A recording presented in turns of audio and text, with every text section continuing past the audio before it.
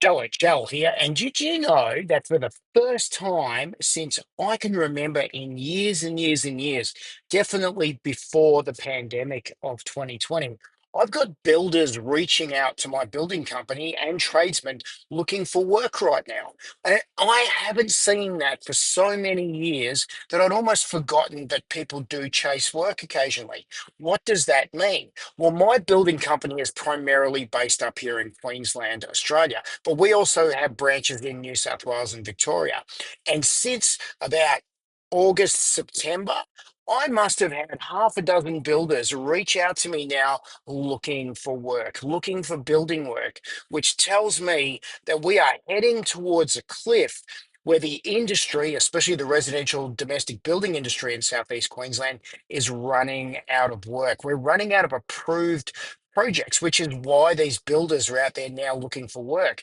And these guys have had work served up on a platter to them for many, many years now, especially since 2020. So the bigger picture is now is that we're starting to see some labor freeing up, and I haven't seen that for so long that it really caught me out by surprise.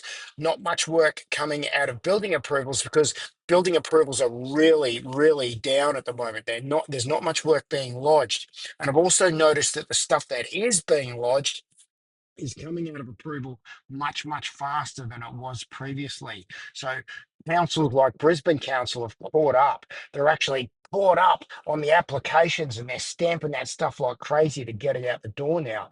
So we've got more stuff getting through. It's faster to get through, less stuff being lodged, tradesmen looking for work, but the rates that they want for their labour are still really, really high. And it's not going to be until we see a lot more tradies on the market looking for jobs that that stuff is going to turn around. Now, we still have a massive trades shortage in Australia. So, what's going on here?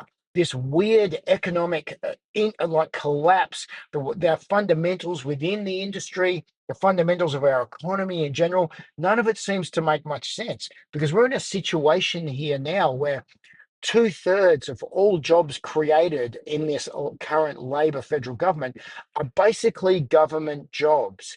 Now, that might not mean that they're being paid directly by the government, but the money that those employees are receiving has come from the government through a third party.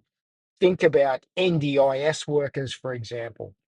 An NDIS worker isn't employed by the government, but certainly receives money from the taxpayer revenue base that your federal government collects.